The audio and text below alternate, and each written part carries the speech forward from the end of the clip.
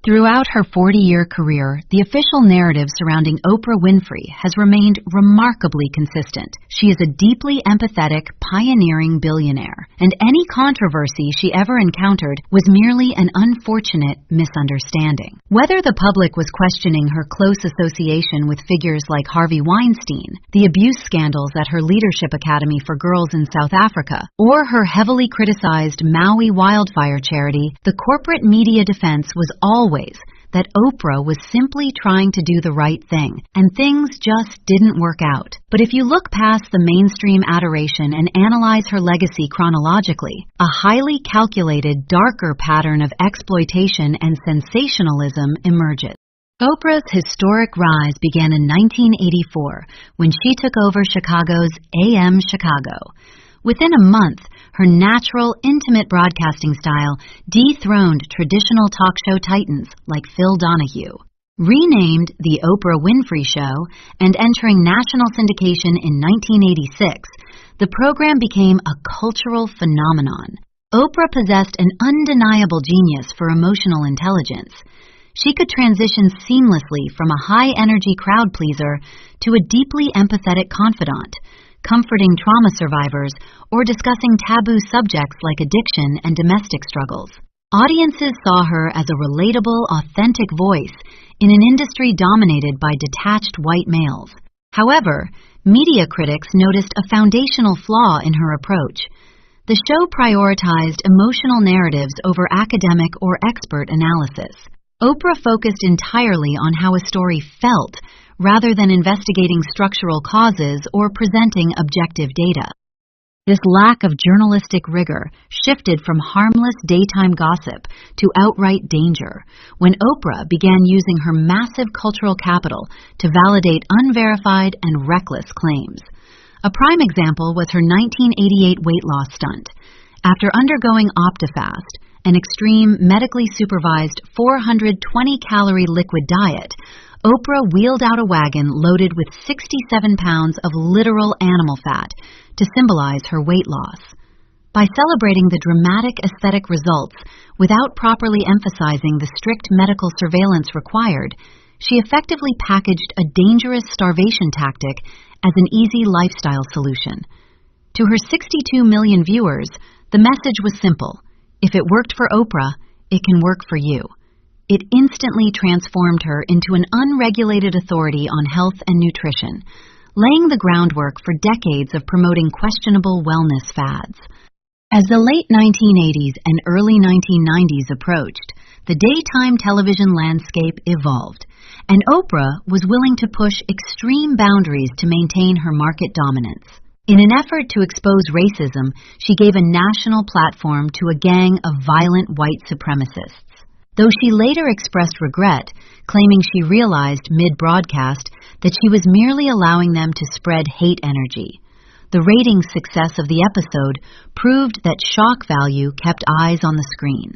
This craving for high-stakes sensationalism led Oprah straight into the satanic panic. Throughout this era of moral hysteria, she routinely invited authors and alleged victims on her couch who spun graphic, science fiction-like tales of subterranean cults, human sacrifice, and ritualistic abuse. She prominently featured books like Michelle Remembers and Satan's Underground.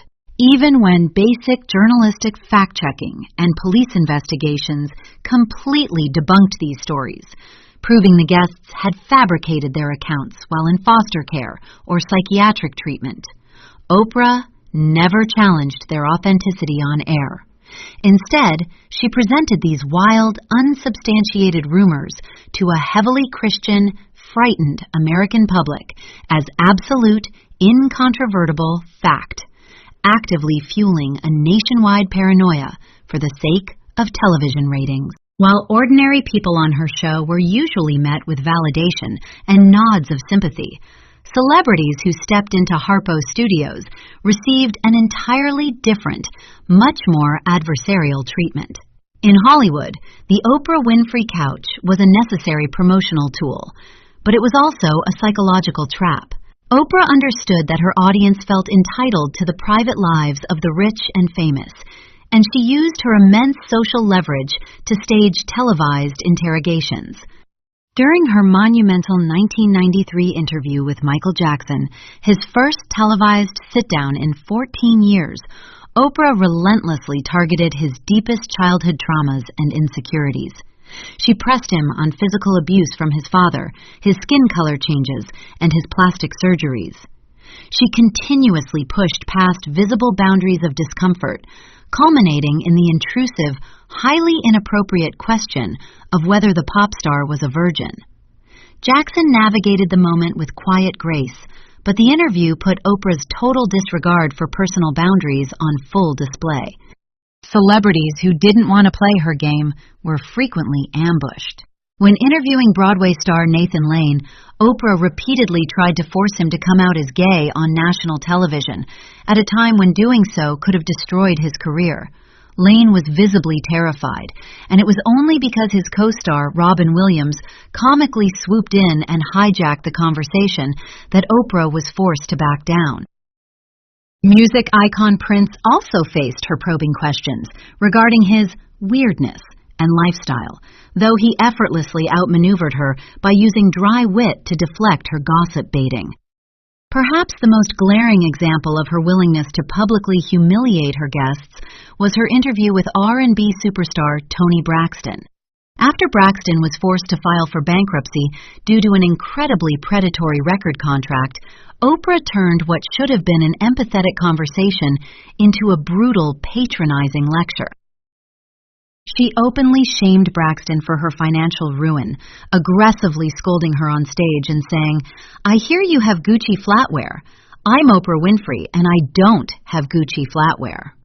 Braxton later revealed that the interview left her completely traumatized and in shock, deeply hurt that an older black woman she deeply idolized chose to reprimand her for the world to see.